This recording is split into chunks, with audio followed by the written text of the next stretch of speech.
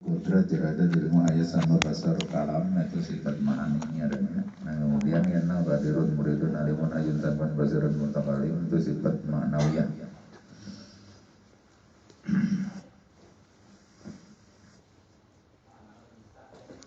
Nah jadi kalau sifat salbiyah itu menolak, nah sifat yang menolak hal-hal yang tiada layak bagi Allah Ta'ala.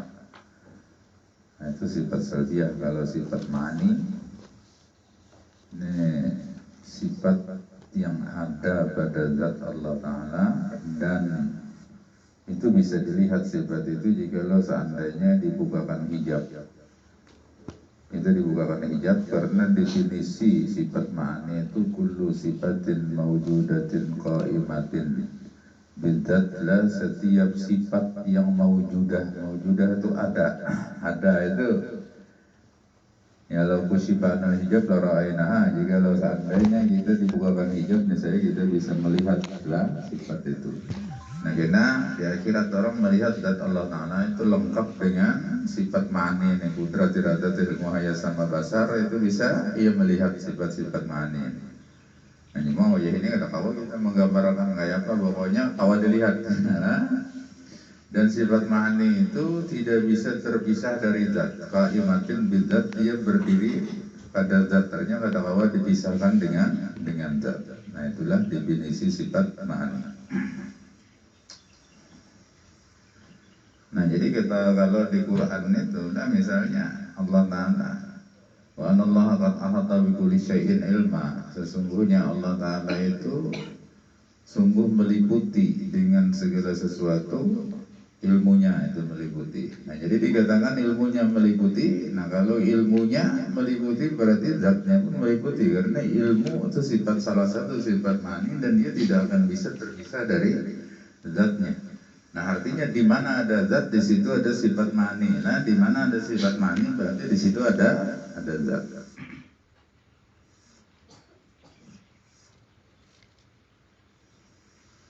Nah, ini yang pertama sifat ma'ani ini kudrat, itu artinya kuasa. Nah kuasa itulah atas segala sesuatu yang memang menjadi lapangan kerjanya. Nah jadi lapangan kerja atau dalam bahasa tauhid itu ta'alluqnya kudrat ini khusus bertaluk kepada mungkinat itu jadi ta'alam. Dia tidak bertaluk kepada zatnya sendiri, dia tidak bersifat-sifat yang wajib, dia tidak bertaluk kepada yang mustahil. Lain lapangan kerjanya. Nah, jadi Allah Ta'ala itu kuasa atas tiap-tiap sesuatu yang memang menjadi lapangan kekuasaannya, yaitu alam semesta. Jadi tidak ada karena yang wajib atau mustahil itu adalah bukan lapangan kerjanya, bukan pekerjaannya, sehingga tidak bisa ditanya apakah Allah itu sanggup pula anak. Itu tidak bisa ditanyakan karena anak itu mustahil bagi Allah Ta'ala.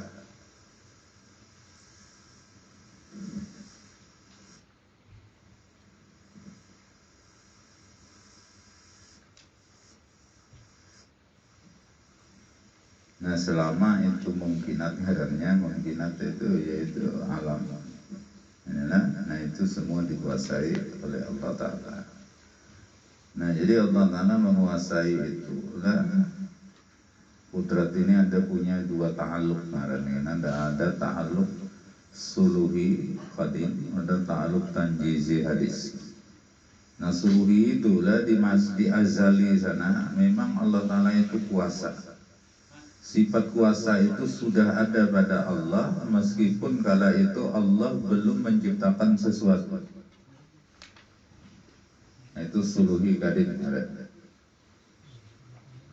Nah ada tanjizi hadis, tanjizi hadis itu Allah Ta'ala membuktikan kekuasaannya yaitu dengan menciptakan makhluk alam semesta ini. Nah, ini sesuai dengan kehendaknya. Apabila hendak adanya itu sesuatu itu, maka sesuai dengan kehendak Allah, maka Allah Ta'ala akan menciptakan itu.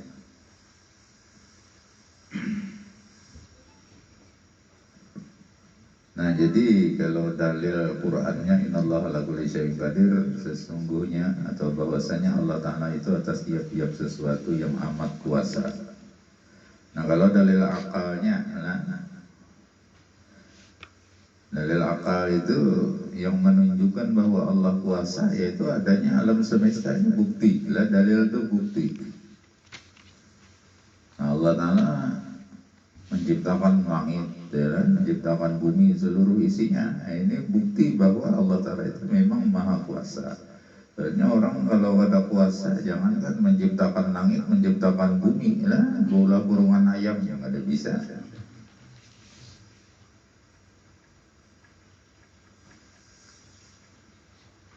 Nah, jadi sehingga lah, andai kata ada orang mengatakan bahwa Allah Ta'ala itu kada kuasa, akal kita tidak menerima. Kan arti wajib semalam dalam hukum apa? Hukum akal itu sesuatu yang tiada diterima akal tiadanya. Nah, jadi kalau tiada, padahal kan kodratnya tiada, lah akal kita kada menerima. Kenapa? Karena bukti yang menunjukkan bahwa Allah kuasa itu sangat nampak, termasuk diri kita sendiri, itu bukti kekuasaan Allah.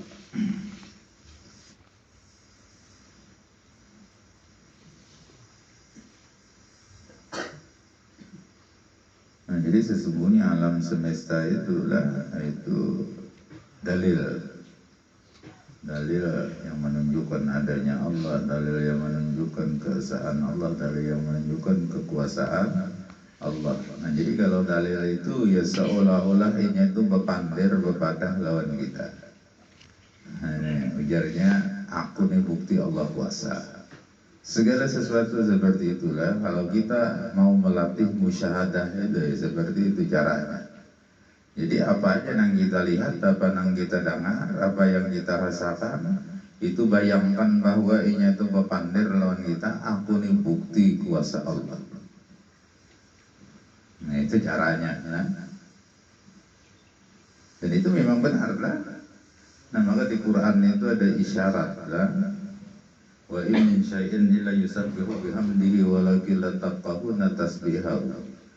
Tak ada satu makhluk apapun namanya lah kecuali makhluk itu mesti bertasbih kepada Allah Ta'ala dan ia memuji Allah Ta'ala, tetapi sayangnya kamu sebagai manusia yang kada paham tasbihnya mereka.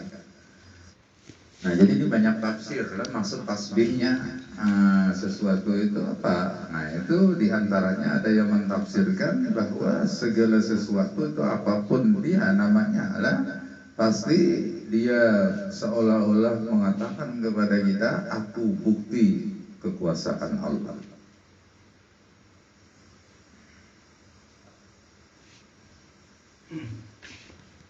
Ya memang gak ada bunyinya.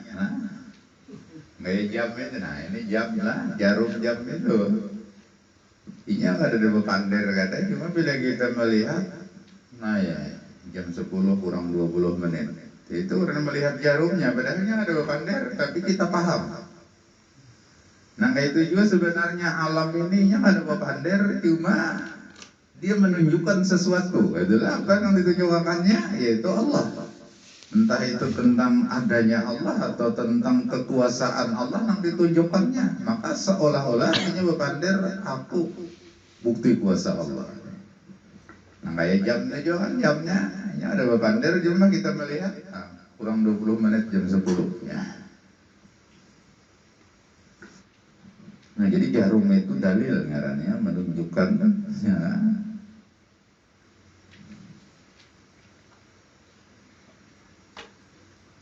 Nah sebenarnya ya luar biasa ibadah batin itu kalau kita bisa seperti itu. Nah dia nazaratan min a'malil qulub khairun min amsalil jibal min amalil jawarih. Ini kaidahnya orang tasawuf. Satu biji sawi sebesar biji sawi amal hati itu lebih baik ketimbang sebesar gunung amal luar. Amal di luar.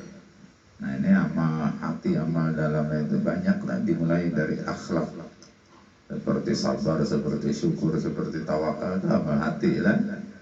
Nah itu lebih dalam lagi daripada itu, ya, batin itu bertingkat-tingkat lah. Itu kalau di hati ya itu seperti akhlak yang terpuji itulah. Nah ada lebih dalam lagi di hati itu, ada ngarannya roh, ada ngarannya sir. Nah maka Habib Ali itu dalam doa zinin Allahumma amur ajsadana bi ta'atik wa amur qulubana bi mahabbatik wa amur arwahana bi ma'rifatik wa amur asrarana bi musyahadatik.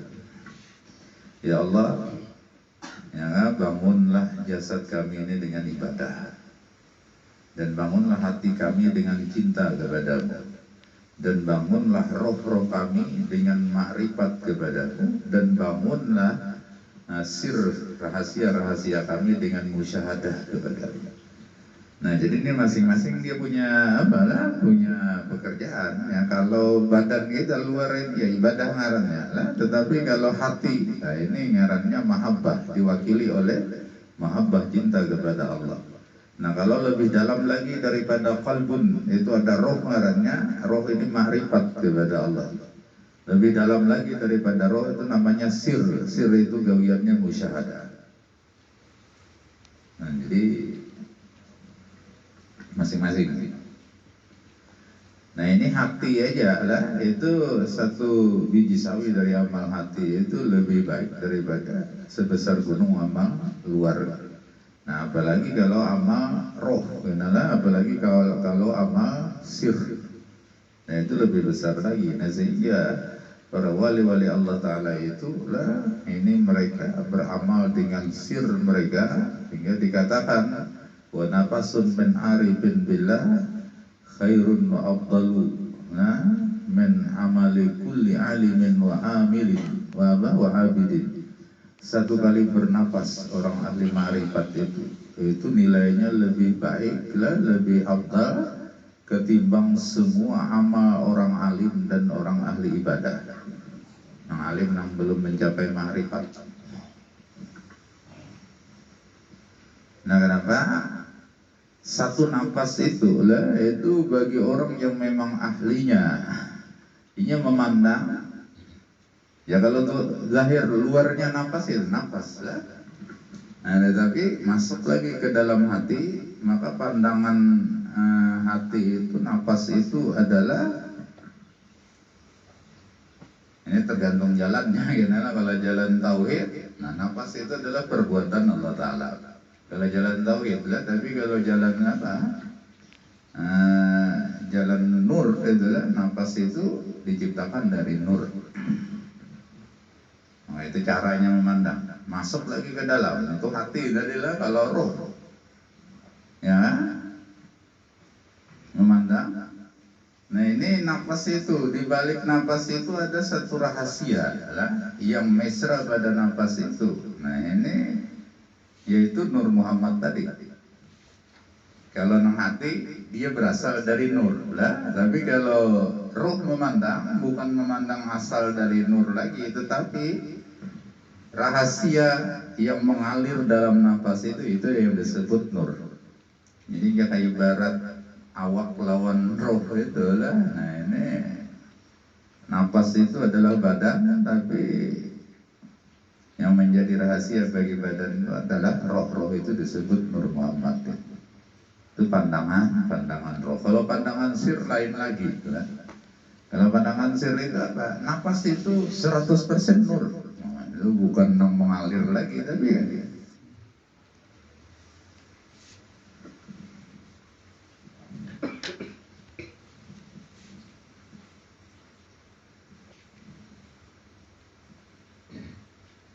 Mas malam itu kan ada pernah udah membahas tentang tingkatan orang bersalawat itu kan. Jadi wa qismun yusalluna ala suratihil jismaniyah. Jadi ada orang bersalawat itu, tujuan salawatnya itu kepada rupa Nabi yang bangsa jasmani atau Nabi yang ada di Madinah. Nah, jadi setiap dia baca salawat apapun salawatnya itu lah, dianjurkanlah dia untuk membayangkan jasad Nabi itu. Ya sekurang-kurangnya kalau kita kada pernah melihat Nabi, kada pernah bermimpi Nabi, itu membayangkan kuburannya. Jadi Waktu kita bersalawat ya seolah-olah kita di hadapan makam Nabi. Kan kalau pernah ke sana kau aja bayangkan, atau kalau pernah ke sana bak gambar itu banyak orang menjual gambar makam Nabi itu. Nah, posisikan diri kita seolah-olah kita duduk di hadapan makam Nabi. Ini tingkatan paling buku sebenarnya. Nggak tahu beda itu lapas. Lapas itu maksudnya ini salawat, inilah salawat derajat ngarannya. Artinya kalau kita bersalawat itu akan meninggikan derajat kita di sisi Allah. Makin banyak kita bersalawat makin tinggi makin tinggi. Nah kalau kita biasa bila lepas daripada yang itu lah, nah maka salawat hasanat ngarannya. Artinya kita bersalawat itu cuma mendapatkan kebaikan dari Allah atau pahala. Nah itu aja, cuma derajat kita itu ya kakak itu aja. Jadi ibarat orang sekolah ini nah, udah mau naik ada. Nah tapi di situ udah mau naik, nah cuma ini jadi kepala anunya, kepala ahuinya penuhannya misalnya kan.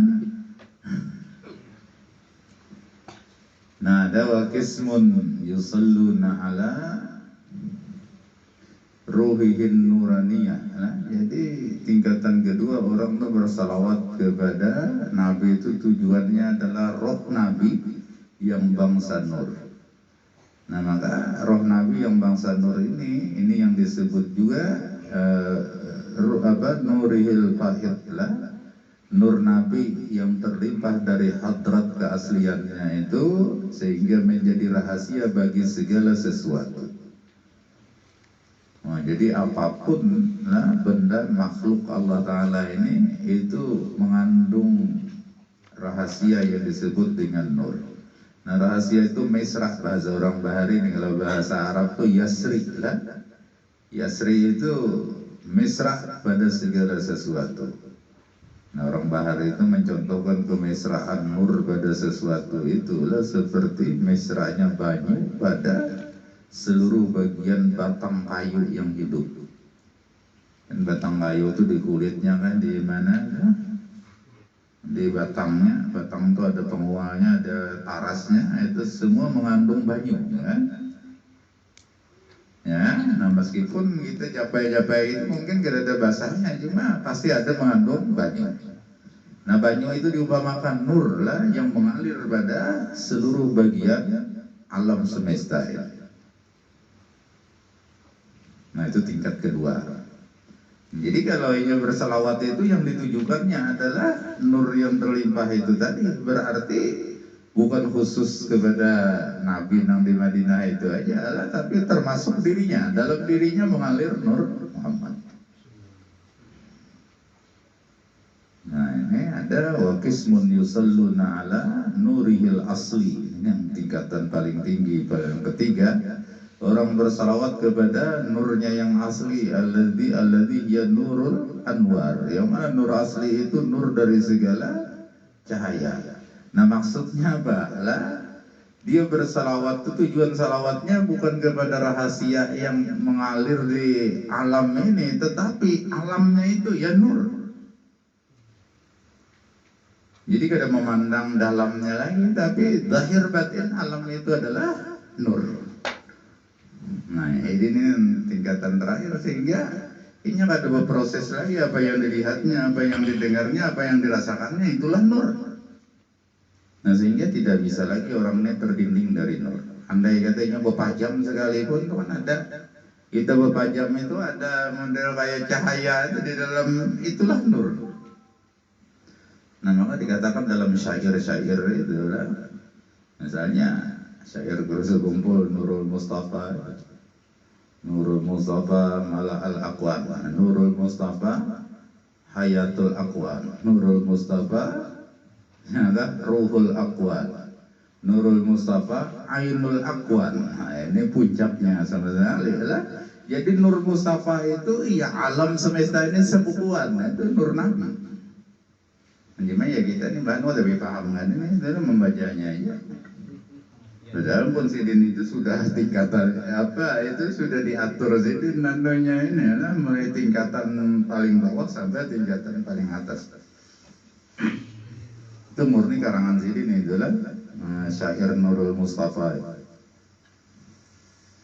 Itu sekitar tahun berapa sih dapatnya itu lah? Sekitar tahun 91 92.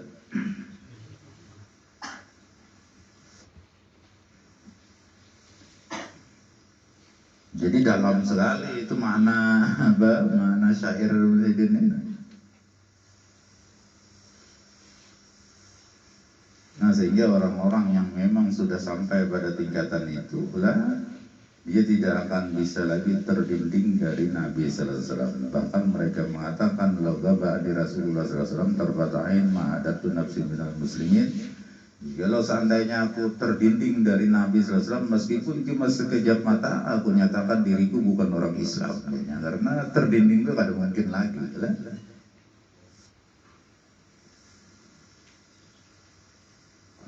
Nah, jadi tujuannya ketika berselawat, ya, kalau sampai tingkatan ketiga ini, maka tujuannya ya semua alam semesta.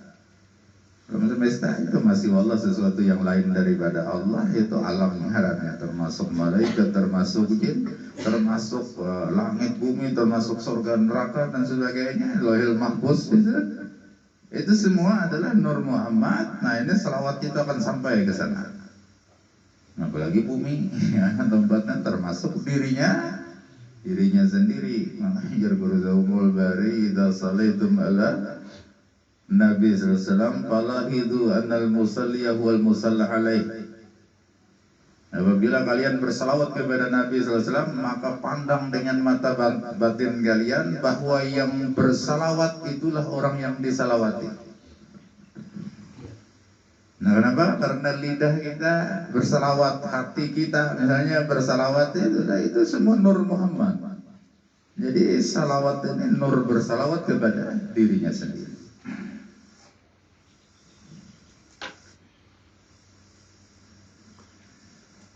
Nah, itu kalau apa tadilah ini kita memandang lewat jalan nur. Nah, cuma Nur Muhammad yang disebut dengan alam semesta itu menjadi dalil dan bagi Allah Ta'ala, bagi kekuasaan Allah. Nah, maka nur itu adalah alam, dan alam itu semua dalam genggaman Allah Ta'ala. Nah, makanya Nabi itu banyak dalam hadis-hadis itu biasa ada sebagian yang diawali dengan sumpah Nabi, walladzi nafsu Muhammadin biyadihi. Demi Allah yang diri Muhammad berada dalam genggamannya. Nah, inilah. Jadi ini menunjukkan bahwa Muhammad, maksudnya Muhammad dan Nur Muhammad itu adalah makhluk yang sebenarnya tidak berdaya juga. Nah, dia berada dalam genggaman Allah. Maksud genggaman bukan berarti Allah bisa tangan, ya kan? Maksudnya adalah dalam kekuasaan Allah Ta'ala.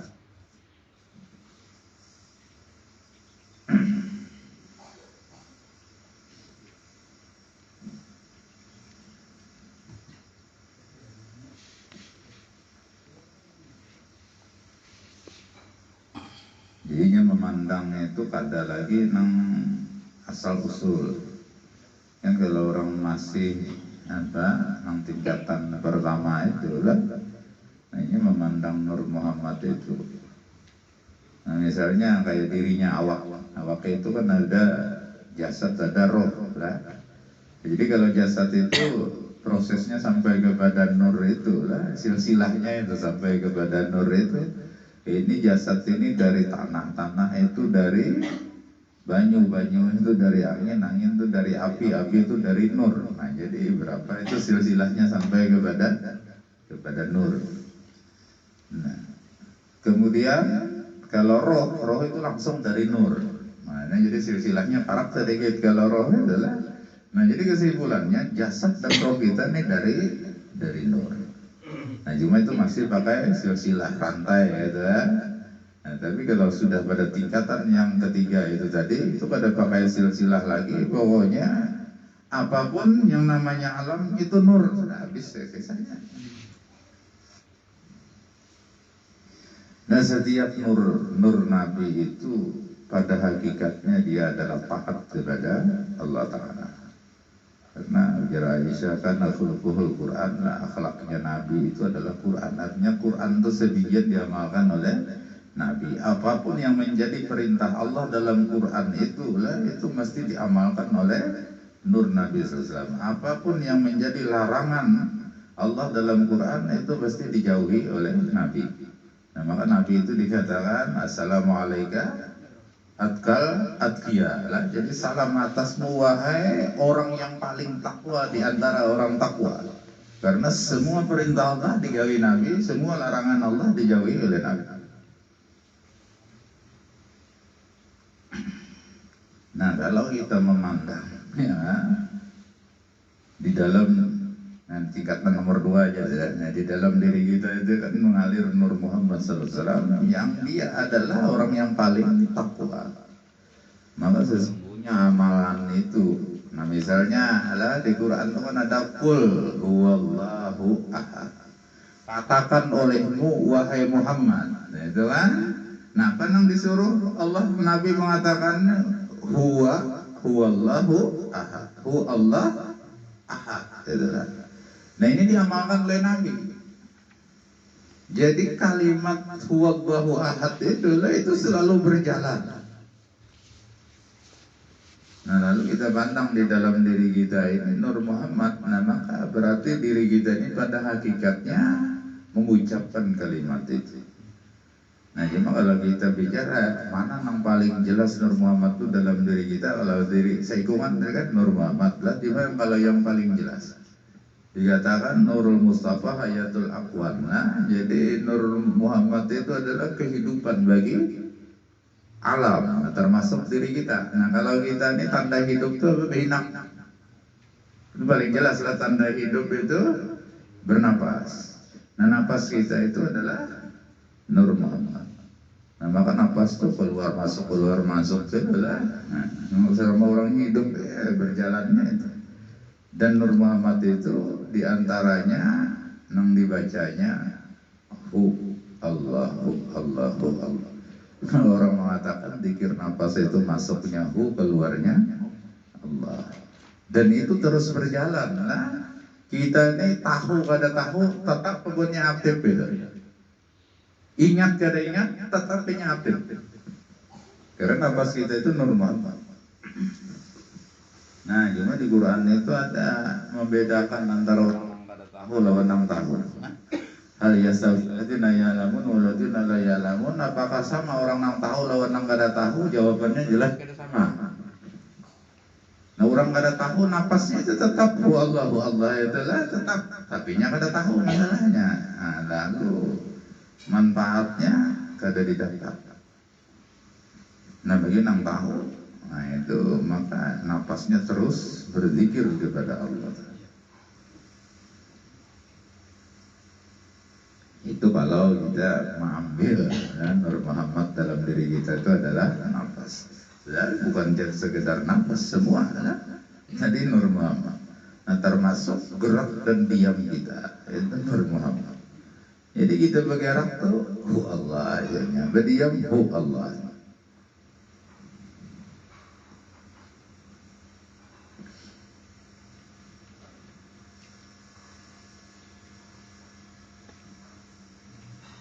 Nah, bahkan kalau ya panjang rentetannya dahulu lah banyak. Ya ulun nih lagi di Mantapura itu banyak banget macam-macam kedatangan tamu. Ada yang bina tawadu tamunya, ada yang gayanya sombong selangit. Ada malah alang lagi tamu kan datang, aku wali kutub jadi. Ada kegambangan lain itu lah. Ini ulun ini santai aja nerima tamu ini apapun itulah. Nah, tapi awas bila pengakuan ini gak ada sesuai dengan fakta. Nah, dia mau aku wali kutub ada sudah datang lagi. Ada juga. Nah, jadi ada yang mengatakan ujarnya, aku ini sekali bernapas itu nilainya sampai ribuan kali berzikir kepada Allah Ta'ala. Mana gaya sombongnya. Macam-macam. Jadi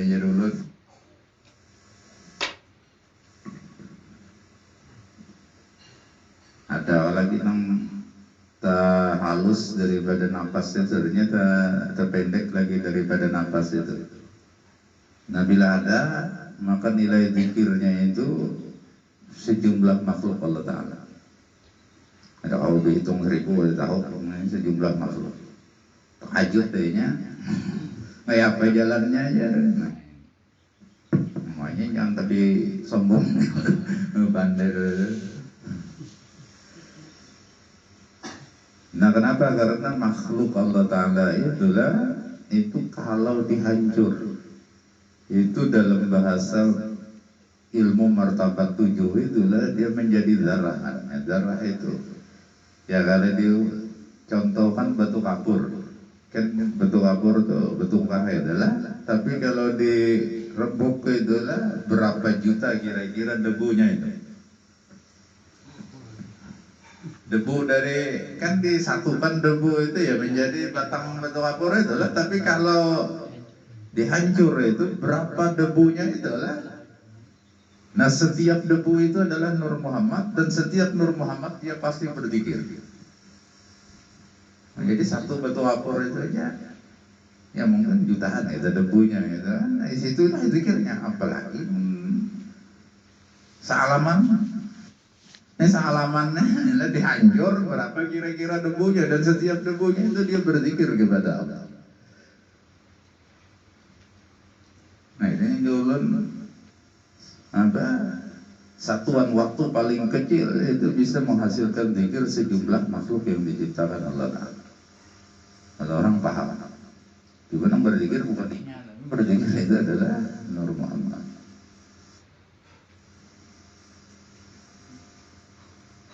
Nah, cuman di sini hati-hati lah. Ini ada juga kajian itu sudah banyak zikir, terus lagi sembahyang, terus lagi puasa, ini tidak bisa seperti itu lah.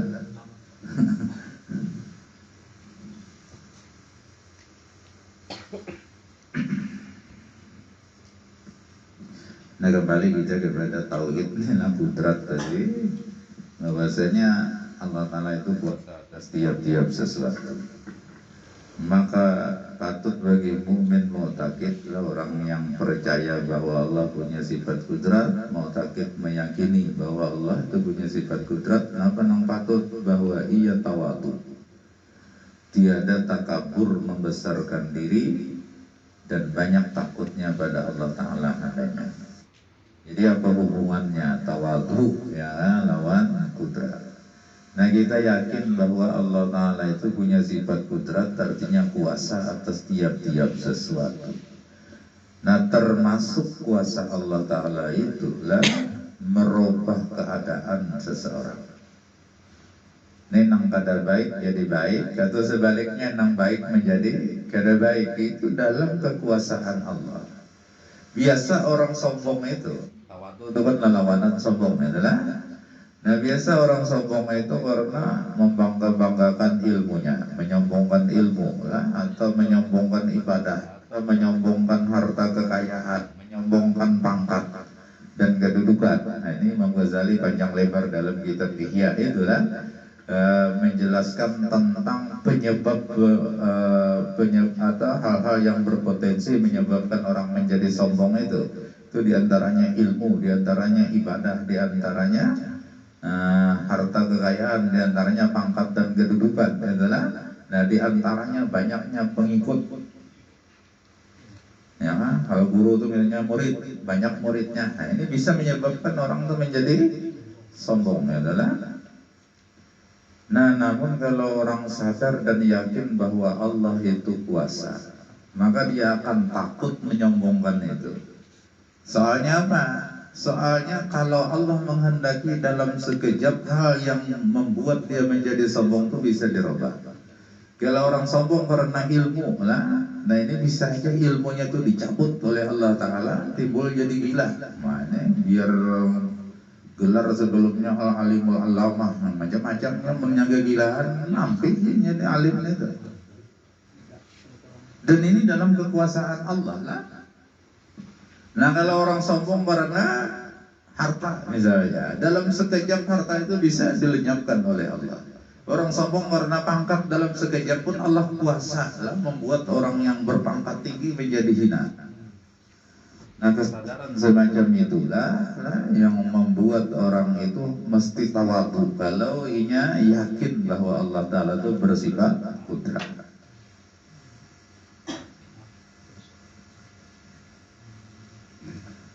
Nah, jadi bahwa ia tawadhu, tiada takabur. Jadi nyatakan adalah sombong-sombong kalau bina orang alim misalnya sombong, sebutiknya uratnya dicabut Allah Ta'ala pagar, nah ini bisa meranyau bendera itu dah lah. Hampir orang madahakan alim begilaan.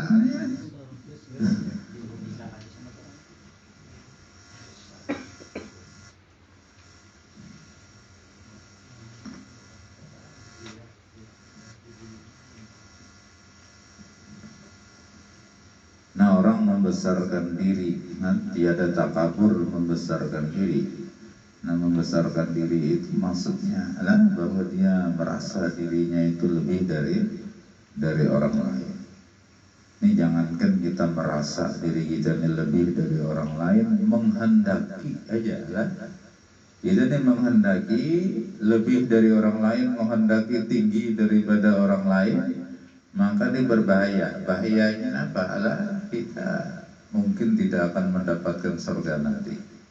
Karena di Quran itu tilka darul akhiratu naj'aluha lil ladzina la yuriduna uluwan fil ardi wala fasada. Negeri akhirat maksudnya surga. Kami jadikan bagi orang yang tiada menginginkan ketinggian di bumi ini dan tiada menginginkan kerusakan. Nah, jadi artinya bila orang menginginkan ketinggian, nah pada dapat surga. Nah, kalau menginginkan kerusakan, nah pada dapat surga.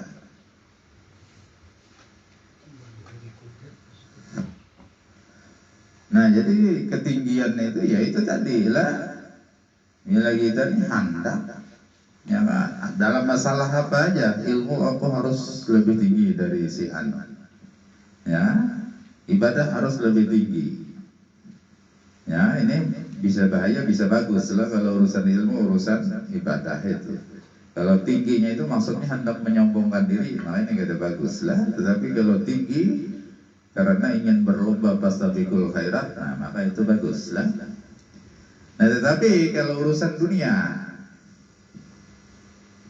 aku harus lebih sugih dari si anu, ya, aku harus lebih tinggi pangkat dari si anu. Nah ini gak ada bagus. Jadi ini berbahaya, berpotensi dia tidak akan mendapatkan surga yang dijanjikan Allah Ta'ala. Nah, tandanya orang tuh hendak tinggi terus masalah dunia, ya, nanya pahirian biasa lawan orang. Bila orang menata sugih, bedanya sakit banget hatinya, karena targetnya harus lebih tinggi dari nah ini bahayanya.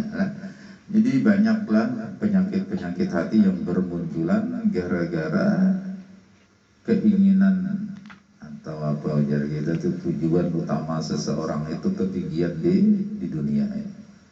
Nah, jadi dia akan menjadi sombong, dia akan menjadi ujub, dia akan hasad kenalan dengki terhadap orang lain, dia akan murka kepada orang-orang yang dianggapnya di atas daripadanya.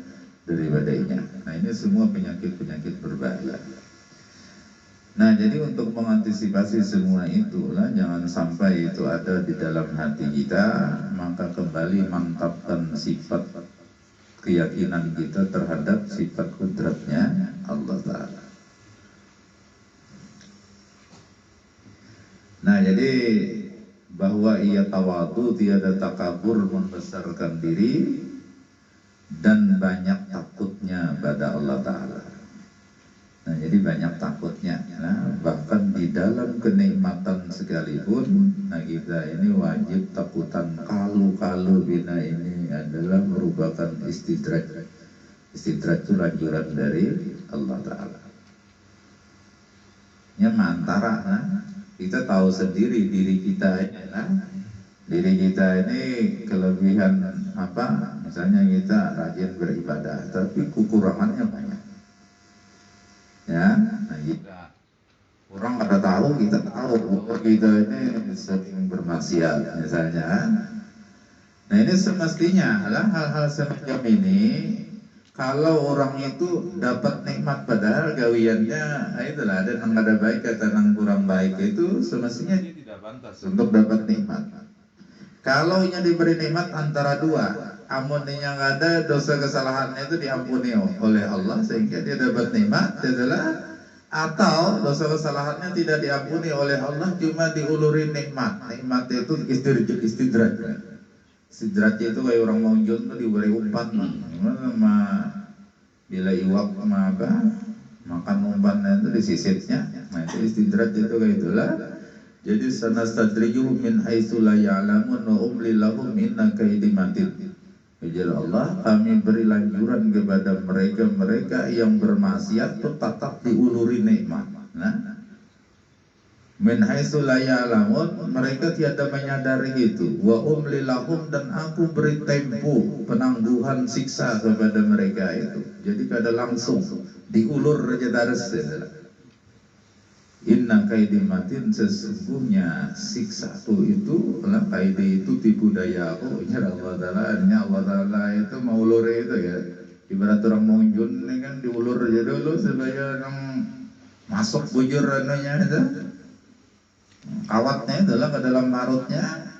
Inna kaidi matin, ini sesungguhnya tipu daya aku itu sangat kuat kata Allah Ta'ala. Artinya suatu ketika kena orang ini akan menerima hukuman dari Allah. Nah cuma biar aja dulunya, ya itu berat ujung tuh masuk ke dalam-dalamnya, berbahaya aja bisa lapas ya. Nah sehingga para wali-wali Allah Ta'ala itulah karena mereka merasa tawadhu meskipun ilmu ibadahnya itu sudah mantap, tetapi ketika mereka mendapat nikmat maka mereka takut kalau nikmat ini adalah istidraj.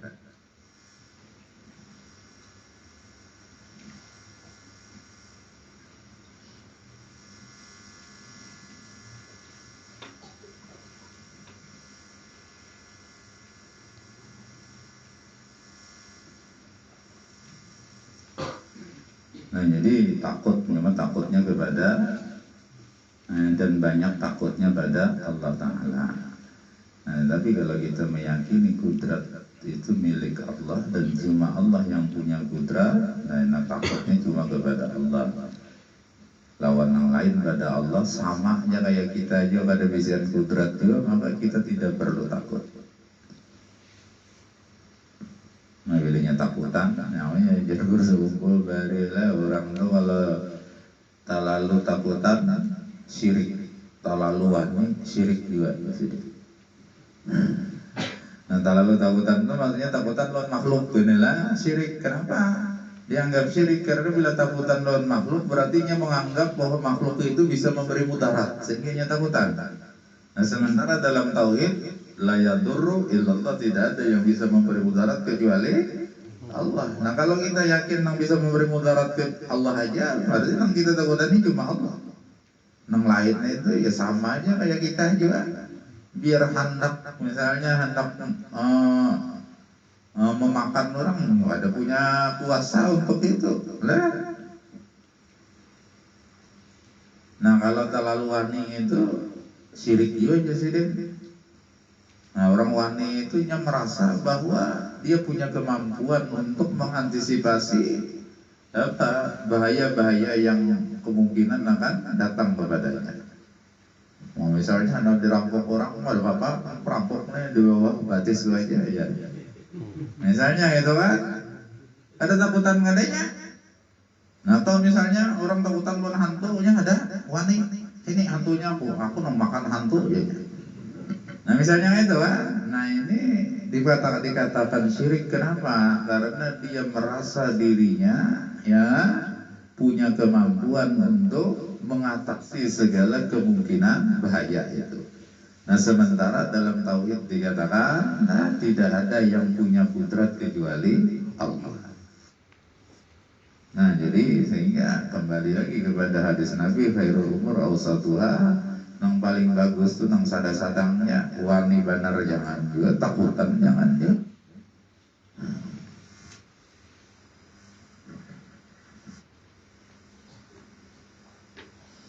Nah, makanya di Quran itu ada beberapa ayat, wa iyaya farhabun, hanya kepada akulah kalian takut. Artinya jangan takutan lawan nang lain, lawan aku aja menghadap takutan ya Allah.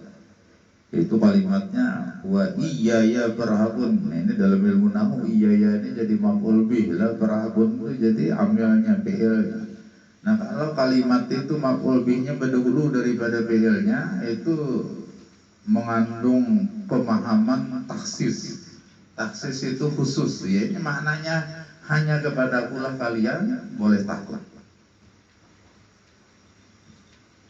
Nah, hanya kalimatnya farhabuni, takutlah kalian kepadaku. Itulah disuruh takutan lawan Tuhan, tapi boleh aja takutan lawan yang lain juga. Nah, itu pemahamannya. Tapi kalau wa iyaya farhabun, nah ini tidak boleh takut kepada yang lain. Takutnya memang kepada Allah. Ada wa iyaya fattaqun, nah hanya kepada akulah kalian fattaqun, bertakwa. Ya, takwa itu intinya takutan juga.